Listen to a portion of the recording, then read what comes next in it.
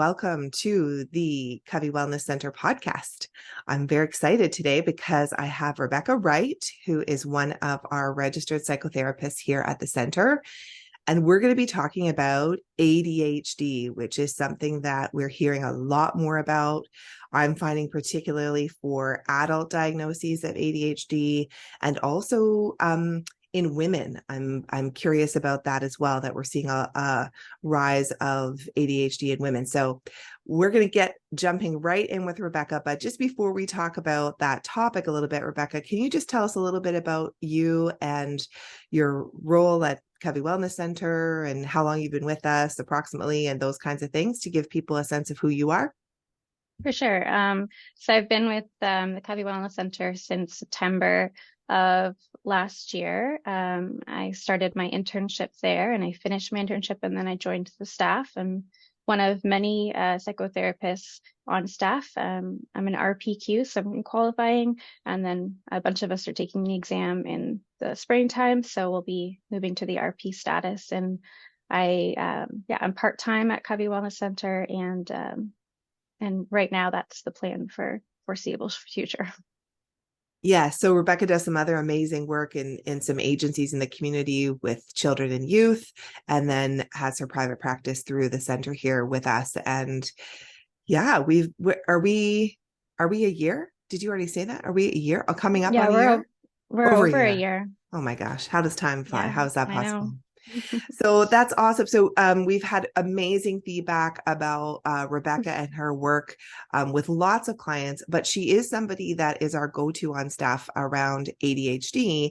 And so we're just going to start by her telling us a little bit about it. And I think we're all going to learn something today, including myself. So tell me a little bit about ADHD, just from a high level definition. What is it? What are we talking about? Yeah, so I mean, we all have these preconceived conceptions of what ADHD is, which usually is like this little hyper boy who can't sit still in class, but it's really a little bit more complex than that. So ADHD simply is it's attention deficit hyperactivity disorder. Now, a lot of times we hear ADD, which is the hyperactivity out. As far as I know, research changes, but as far as I know, we don't say ADD anymore. ADHD covers both inattentive and also the hyperactivity. So it's basically, that's the long form of it, but it's not a developmental disorder. It's not mental health illness. It's not a specific learning disability. It's a developmental impairment of your self-management system, or I mean, I call it the frontal lobe, your executive functioning. So it's what you need to, it's impulse control, it's focusing, organization, it's impacting that in a developmental way. That's what ADHD is. Wow. So if I'm someone who's thinking about that and thinking, okay, some of the things you mentioned there are things that I struggle with, how would I be able to know or figure out if it is ADHD or if it's something else? You know, where would you suggest people start to figure this out? Well, that's the thing. Depending on the age. If you're a youth, sometimes I'll tell clients to just search up something on TikTok and then we'll talk about it, because the thing with ADHD is if you're not interested in it, you don't do it. So Right. the thing is trying to get some interest in studying it. And then oftentimes I'll catch a couple symptoms. So they're having a lack of focus or inattention. And it's like, oh, okay, I wonder if this fits with you. And you present a couple symptoms. And as soon as it clicks, and it does feel like, oh, this is right, then you can do more research. And then if you have ADHD, there's a chance that they might hyperfocus on the actual research of it, Right. and then they just go full blown. So it's like, I really didn't have to do much. If it feels like it fits for you, there's specific symptoms, like I said already, like inattention, if you're having a lack of focus, poor time management skills, impulse control, like weak impulse control, regulating emotions, I'll see a lot. And the symptoms are different for men and women, but if it feels like it fits for you, it really will fit well. And then once you find out about it, it's like people run with it. So there's so much out there right now in terms of resources like coaching, tips and tricks, little short videos like on Yeah. TikTok of people explaining their experience. So, I mean, you can go in a wide variety of directions. I would just suggest that you're always doing it with a medical professional, or like even a psychotherapist can help with those kinds of things, but we can't diagnose. Right. But having those extra guidelines along the way, because let's be realistic here, some of the stuff out there is actually not true or not Right. helpful, but some of it is. So let's not throw the whole baby out with the bathwater. Yeah, there's a lot of stuff, like you say, there's a lot of stuff in TikTok, and some of it is actually really tremendous and might be very helpful for somebody who's struggling with attention, because it's Yeah. short, palpable amounts that they can take in Mm-hmm. and it can resonate. But interesting that once you plant that seed for somebody who might be dealing with this, that deep dive into it, into the research might be its own indicator that you're on the Yeah. right track, right? Mm-hmm. So yeah, so interesting, and always good to be critically thinking about our sources and being curious. We talk a lot about that in therapy, being curious and taking in that information and processing through it and making sense of it, and not just like assimilating or assuming that it's correct, but having those conversations that are meaningful, that are really clarifying for people. So yeah, there is quite a lot of self-assessment out there. And I definitely see more of that happening with adult populations and clients we're working with who some of those things are starting to resonate, and they're thinking, wait a second, maybe this explains some things. And we know that in a lot of cases, when we put language around what people are experiencing and they have ways to speak about it, to talk about it,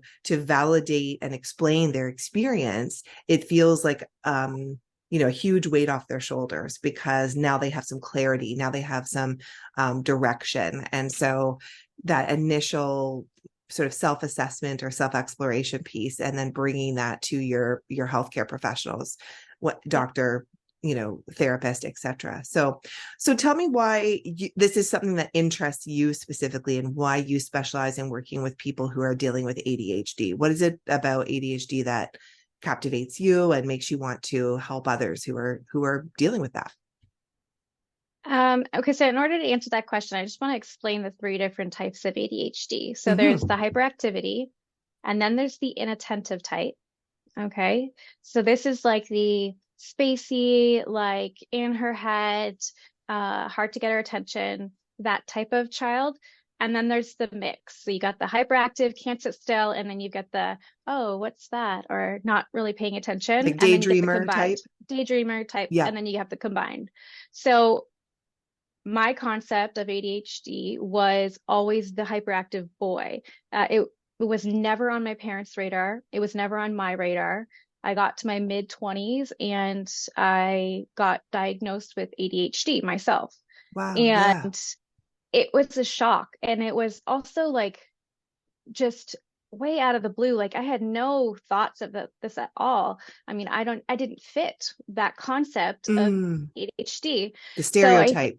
the stereotype, right? Right. So I think I specialize in it now because of the adult diagnosis. There are certain things that had already come into um, almost like they were more fixated because I'd gone through with all of the symptoms my whole life, and I had already drawn some conclusions that weren't ADHD.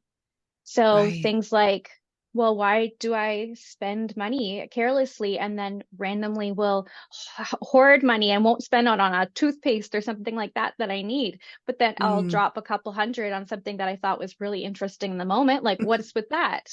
And so the conclusion to that right. is, wow, I'm really irresponsible with money. Right. I'm not a good saver.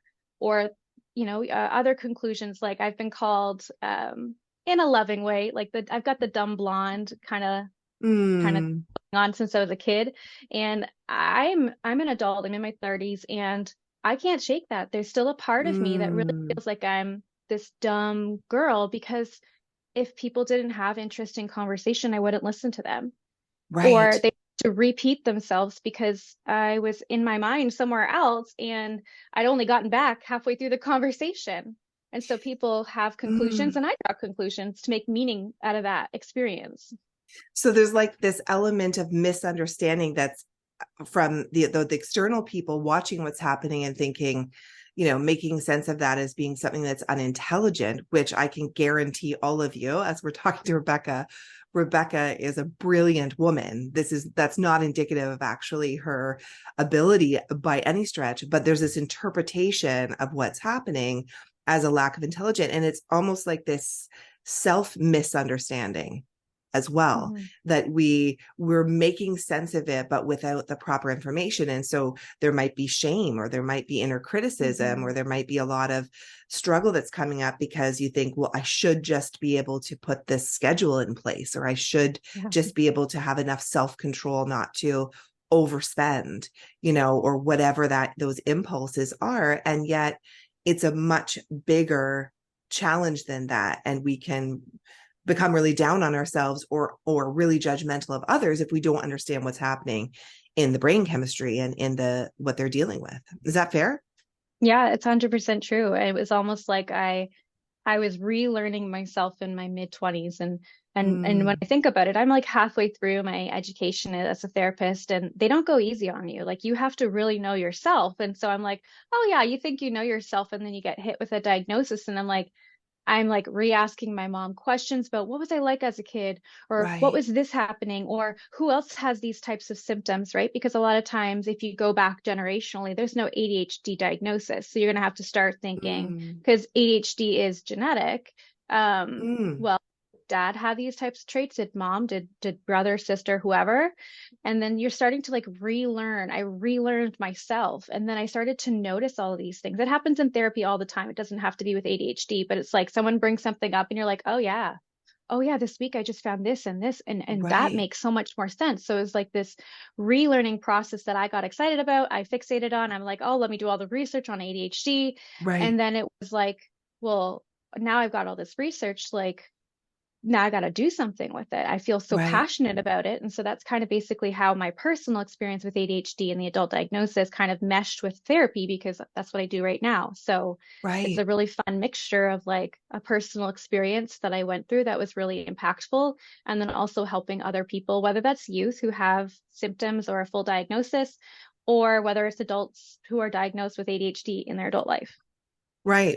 Yeah, it's so interesting because so often, the things that we learn and experience can become integrated into who we are in our formation as therapists. And there's certainly a lot of that happens here, even at the center, that different people have different passions, different modalities, different areas or niches of people or groups of people that just resonate with them. And sometimes that comes from this learning that we've done in our own lives, and the passion that has arisen out of that, and this desire to, I want to help people, because I've seen things, strategies that work. I figured some of this out, and I want to pay that forward in some ways. And so there's a real genuine empathy for you with your clients who are dealing with ADHD, that, someone who doesn't have that diagnosis themselves wouldn't be able to provide and validate in the same way.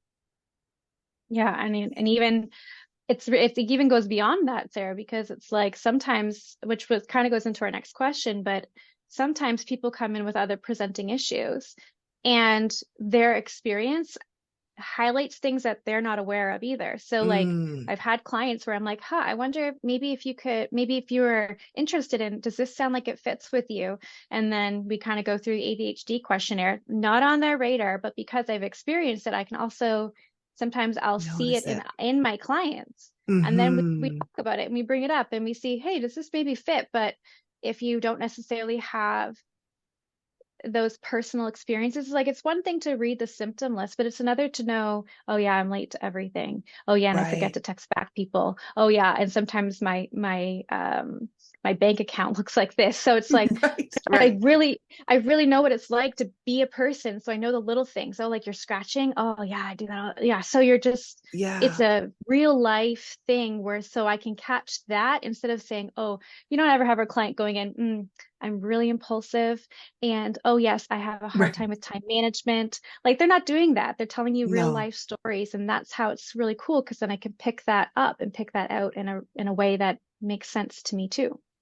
Yeah, I think it's similar to kind of how we work with personality work as well, because knowing they don't maybe understand the language around their personality and those behaviors and those core beliefs and things like that. But when we start to hear it, like I always joke with Enneagram, like when I have an Enneagram 1 in my office, it takes one to know one, because I'm an Mm-hmm. Enneagram 1 and I can like see it a mile away now, and I'm like, oh, do Mm-hmm. I ever understand you?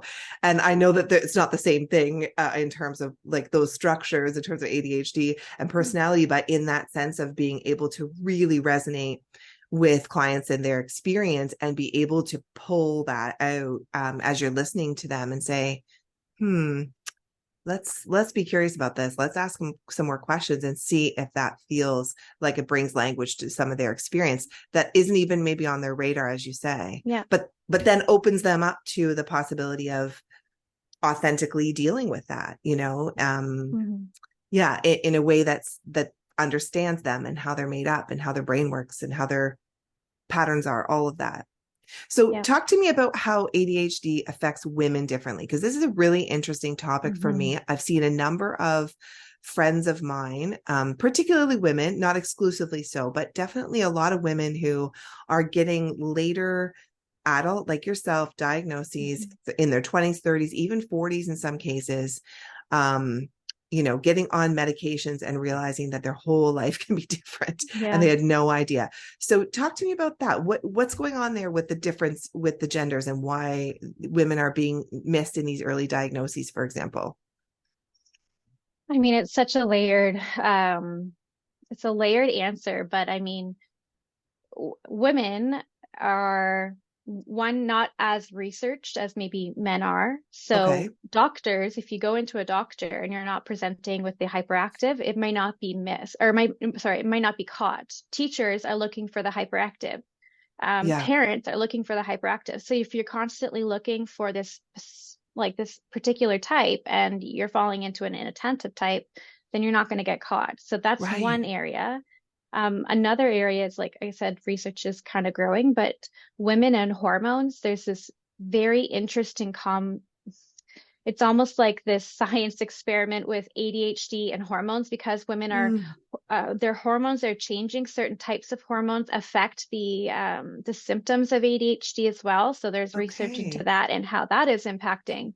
I'm like a side thing is like I love finding out stuff about mental health in women because um, we don't know how hormones impact things and it Yeah. impacts everything and we don't talk about that and you'll even Yeah. hear like the research is they prefer the male study to study the males because they don't have hormones impacting the results and skewing the results. I'm like, well, Right.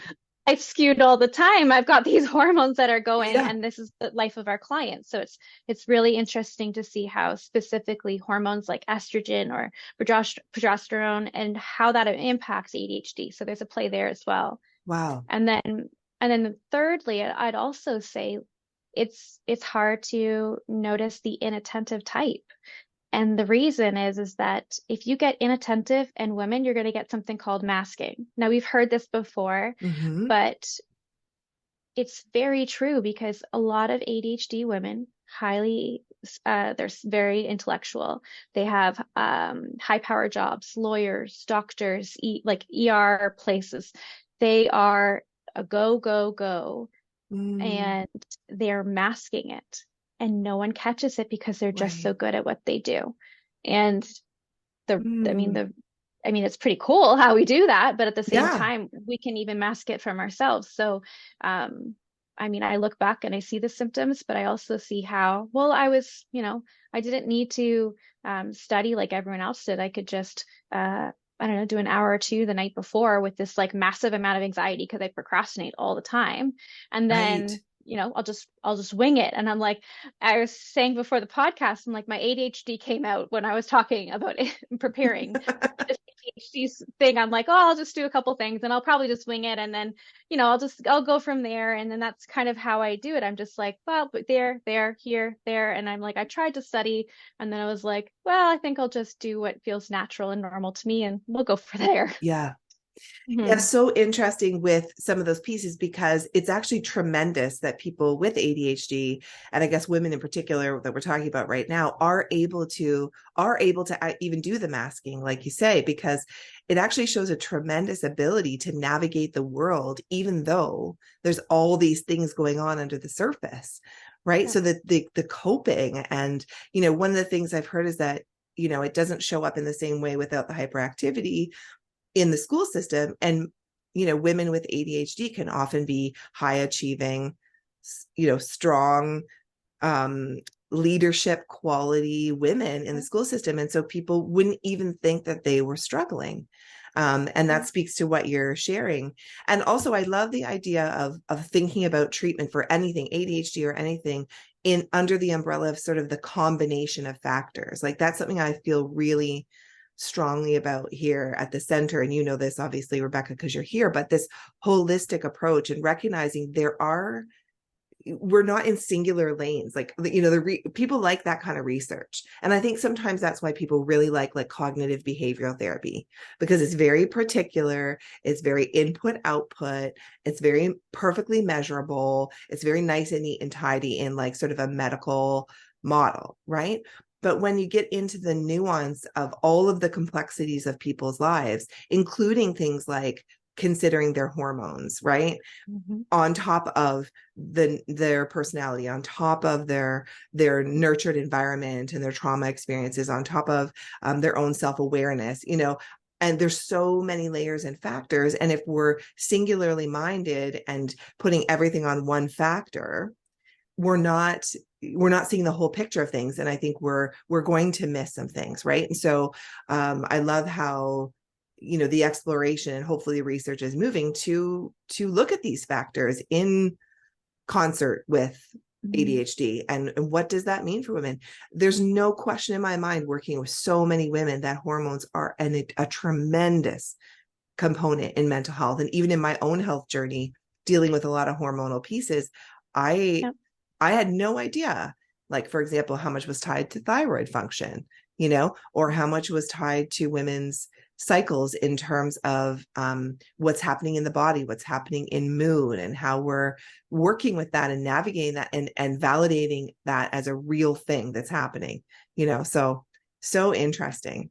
So let's just talk a little bit here about how therapy could help someone with ADHD, or even somebody. We've talked a little bit about how coming to therapy might help someone explore that and be curious about Yeah. that and ask some good questions in that introduction. So even if they don't know they have ADHD, but maybe they have something that they've seen that resonates, and they're like, maybe that's a great starting point. We've touched on that a little bit, but where can we go from there? So that, let's assume we have some exploration, the therapist recommends they meet with a doctor, they go through testing. Where can a therapist help that person then practically with that diagnosis? So, I mean, two things. So, one is it's not a disease, it's a disorder. So, Right. which means that it's problematic. The symptoms have become disrupting normal life. And isn't that why we all come to therapy, right? Yes. Something in our life is problematic, and so we want to fix that. So, that's exactly what ADHD is. These are problematic symptoms that are just causing havoc in your life. So Mm-hmm. everyone can relate to that, but ADHD are very specific ones. I deal with Right. this very similar ones with ADHD. So that's the one piece. The second piece is that there's that people don't always come for ADHD. Like most of the time, before an ADHD diagnosis is even thought of for women, you're going to get diagnosed with anxiety and depression way before that. In fact, that Right. was my case as well. I was anxiety and depression, no ADHD ever, but you're going to see this with women. So I'll Mm. see clients who have eating disorders and ADHD, or I'll see Right. clients who have body dysmorphia, or who have but I don't know if you've heard this, but like body repetitive of movement. So that's Mm. highly tied to ADHD. So it's like stimming almost. So like sometimes it's scratching, or like I'll scratch my head if I'm stressed and I don't even know what I'm doing it. Like Mm-hmm. picking scabs, or like I am constantly like I click my ankle, or my ankle's always turning. And it's this Mm. stimulation because I constantly need stimulation to be interested and to stay there and focus, because focusing is hard for me. Right. Um, so all of these things kind of are part of therapy.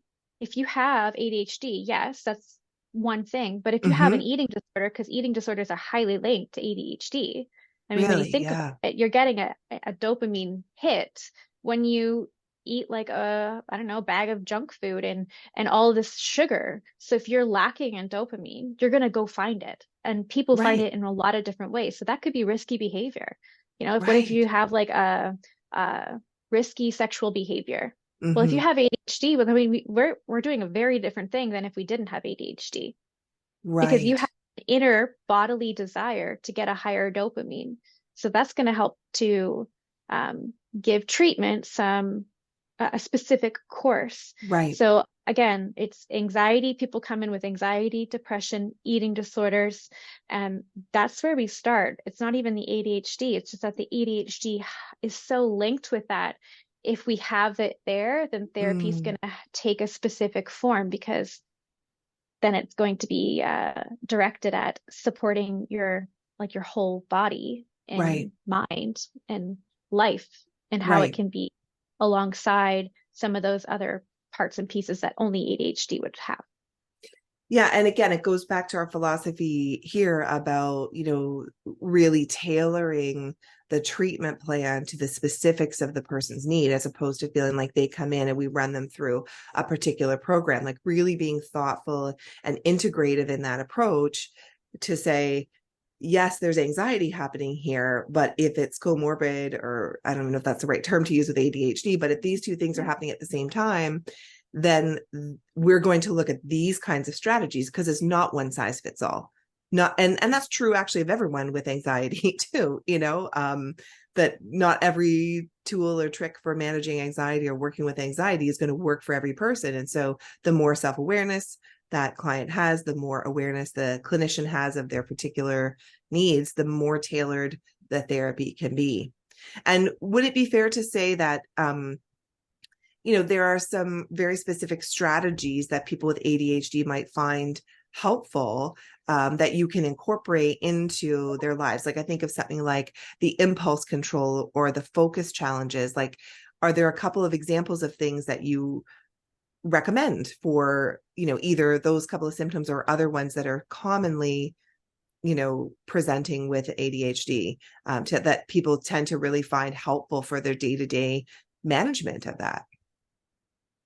Yeah, I mean, the thing is that what you said is that everyone is a little different, but ADHD is very similar. So you can have two different people, and the way you go about it might be different. But if you can find what interests you, you're going to get an ADHD person to do it, right? But Okay. the interest might be different. But if you present an option that's boring, that's almost like physical torture for Right. somebody who's like, I would remember being like to my mom when I'm studying, I'm like, this feels like torture in my body doing this Mm, paper because I don't want to do it. And it was this, so as you learn about yourself, then you can learn how can you create interest? How can you create focus or how can you help? Or knowing when, like, what are some tools? Like, um, do you spend a lot because you have a MasterCard or a Visa? So we adjust there. And so it's mm-hmm. learning more about yourself, and how you adjust is going to change a little bit, but some of the basics are finding interests, putting up boundaries, um, structure, which I hate, but I need. It's like this Yes. love-hate relationship with like meditation and structure are like really important for people with ADHD and is the very things that I am like, I fight against almost every Yeah. day. Yeah. So just little things like that. But I think one thing I would say though, Sarah, is that sometimes people will come in and they'll like thinking that I'm going to give them these tips and tricks. And that's what we do in therapy is like, okay, here, let me think of some coping plans for you. And this is what you're going to do. And I think those are helpful, and I definitely would add those in. But mainly, like therapy helps because we've created these parts to adapt and cope throughout life that Mm, fight against parts within ourselves and fight against others. People with ADHD have a lot of like a hard time with interpersonal relationships because you're not mm-hmm. listening to the person, you're not texting them back, you're not responding to them, you're spaced out when they're talking about how they felt during the day. Well, that's a problem, right? Yeah. Right. So there's these parts of us that get shamed. There's parts of us that have adapted. I mean, I'm late for things. Can you imagine a professional that's late for things? How shameful is that? Mm, And so it's like, okay, so now I have this part of me that I don't like, and how do I really deal with that part of me and learn to accept the mm, parts that I think I can do more than I can do, and I constantly am doing this. So sometimes it's just balancing. The tips and tricks are great, but the tips and tricks, you could Google it and you will find lots of stuff. What therapy right, does to help people with ADHD is to learn about the parts that developed because of the ADHD, right. how those parts were trying to protect you, were trying to help you, but maybe hurting you now, or Mm, maybe are causing problems. But that's where the disorder piece, right? There's a change in how you can function, and it's impacting your daily life. So it's learning about those parts, how shame gets stuck, right? Because you're thinking about, if you have mhm. females, inattentive, masking. Masking is hiding. Hiding is Yeah, shame. So yeah, that's where a lot of therapy can help with that, because a lot of women with ADHD have shame and may not even identify it because they've just learned to cope with it their whole life. right. Yeah, and you know what? I think that's so good because it's really going into, the heart of the matter, so to speak, and really thinking about what is it like to be in my mind, in my soul, in my heart, in my body as this person with ADHD, and how can I understand that and have compassion? There must be a lot of there's certainly a lot of this in therapy in general, but a lot of self-compassion that can and acceptance that can be activated, and some of these thought patterns that have really, again, like you say, served to protect, but now are no longer wanting to be carried forward in this person because it's not serving them well anymore, and to be able to sort of recognize that transition that's happening in them in maturing or moving in a new direction. That's so important. And I think it really honors the individual person, like you say. I mean, in some ways, people could say, oh, I can just look up everything about therapy online. I mean, everything's accessible in general, whether we're talking about ADHD or anything. But I think you've really nailed it as far as why that personal relationship and that connection and that specific processing is going to be really important for anyone coming to therapy. That it's, if we could all just Google tips and tricks and implement them, we wouldn't need all the We things that know. we need. Like I think about this even with reading books, that it's like, we read a lot of books, but how often do we actually implement the things that we learned from that book or from that podcast? Even today, you might be learning all these things, but it might be hard for you to actually integrate them, what you're learning, and understand how to move forward with that, or how to assimilate that in your own way of thinking and understanding the world and your own experiences. And so obviously we believe very strongly in therapy here, but I Yeah. think that's a great way to look at it, that it's, the tips and tricks are there, but it's really about that deeper dive into understanding yourself and finding like a healthy mindset, a healthy compassion for self. And that will then in turn motivate those pathways through, right? Because we're not stuck in a shame loop, for example. Yeah. That's great. Well, Rebekah, is there anything else that's coming to mind that we didn't touch on today? Anything you'd want to say to somebody, maybe somebody who's listening or knows someone, who has ADHD, or maybe it's a parent of a child or a teen who has ADHD? Is there anything that you would want to say to those individuals, like as a form of encouragement or as a next step? Yeah, I think the only thing I would say is that sometimes we get really stuck on the label ADHD, Mm, and we see it in a person, and it doesn't always mean that they're, a certain way or they're struggling or whatnot. But I think that my encouragement would be for parents to help maybe children, if they have ADHD, focus on the symptoms if you're getting stuck on the label.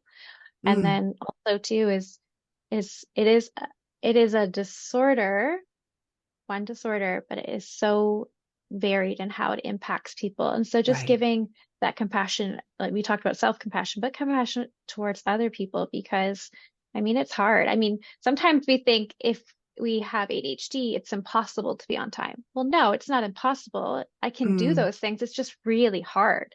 And so yeah. sometimes we think we can't. We have this diagnosis, we have this label, we're stuck here. And I just would probably want to encourage people that, change can happen. It's just, it Hmm. is harder. Not going to lie, it's harder, Hmm. Yeah. but it can happen. Yeah. And having that hope about it, but also recognizing that it's not as easy as flipping a switch by any stretch, right? Like these are genuine, it's what I call the good kind of hard things that are worth doing, but they definitely require a different layer of challenge. And there's a lot of factors to that. I love the idea of really blowing apart that stereotype as well, where we started and maybe, where we're finishing as well, to not get caught up on the label or the image in your head about what ADHD is or what it looks like or who it might look like we said, that stereotypical, you know, boy in elementary school that can't sit still. That there's so much more to it than that. And so don't get stuck in the label. Really be listening and seeking to understand the people that you know and love who might be dealing with this, and definitely encourage them to reach out. We'd love to. Obviously, Rebekah loves to work with people with Yeah. ADHD. She's not the only person on the team who can, but it's definitely something that we see fueled by her own passion and her research, and she's the go-to person. So reach out. Maybe therapy is something that would be helpful to yourself or to that person that you love, to explore this, or to really work with this in a way that feels empowering to you. So if you do want to do that, if you want to reach out to work with Rebekah or anybody else on the team, or if you have any questions for us at the center, the best way to do that is simply to go to covey-wellness-center.com, and there's a contact us form. It's very simple. It just provides some basic information. There's a spot for you to write what it is that you're curious about, or whether you're wanting to start some treatment or connect with someone. So please do reach out there. We've made it super easy, and then our team would get in touch with you and start the process. So we would love to work with all sorts of people with ADHD and all people in general. But this is something on our hearts that we're seeing as a need in our communities. So thanks, Rebekah, for sharing your expertise here, and for letting the people see a little bit about who you are and get a sense for your work and your passions as well. And I look forward to another conversation with you in the future on the podcast about something else that we will get excited about sharing. So until next time, thanks again for listening. Please do like, share, give us a rating wherever you listen to your podcast. All of that helps people find us, and we do appreciate that. And don't hesitate to reach out if you or somebody you know is in need. Thanks again. Have a great day.